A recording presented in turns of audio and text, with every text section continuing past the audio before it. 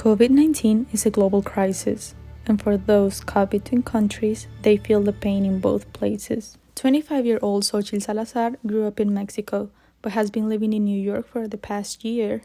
She went to visit her family on a long-planned 2-week vacation on March 3rd, a week before the virus hit the city like a tsunami. I would say the 11th of March, I started hearing a lot of news about everything that was going on New York City, especially in the US, but especially New York City, about coronavirus. And I just started to get very worried because it was escalating pretty quickly, especially in the city.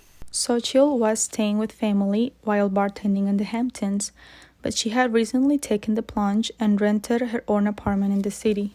I love New York because there's always a lot of things to do. I think New York is a pretty special place. But now she wondered, could she go back? I was very, very worried because I knew that I had to fly back in less than a week. I mean, I had a lot of things that were at stake, still are at stake in the moment. My work, my apartment, everything. Xochitl knew one thing. If she came back, she wouldn't have a job to return to.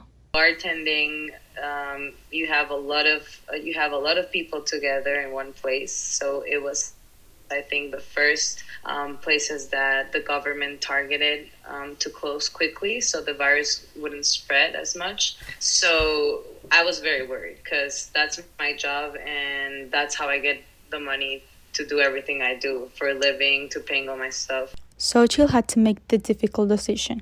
Return to New York or stay with her family in Mexico. If I went back to New York City, then I would have to stay practically locked down on my apartment and, risking of going out to a supermarket and getting the virus or something like that. And then I'm by myself in the city. That's why I took the decision of staying.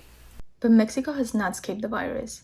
By the beginning of April, Mexico reported more than 1,600 COVID-19 cases and 60 deaths from the virus. So we are trying not to go out as much as we can, just to buy food pretty much. But Xochitl dreams about being able to return to New York, the city she loves. I have many plans. It's just I feel I'm in pause right now that I can't do anything about it. I just don't know when I'm going to be able to go back. And my life right now is in New York City.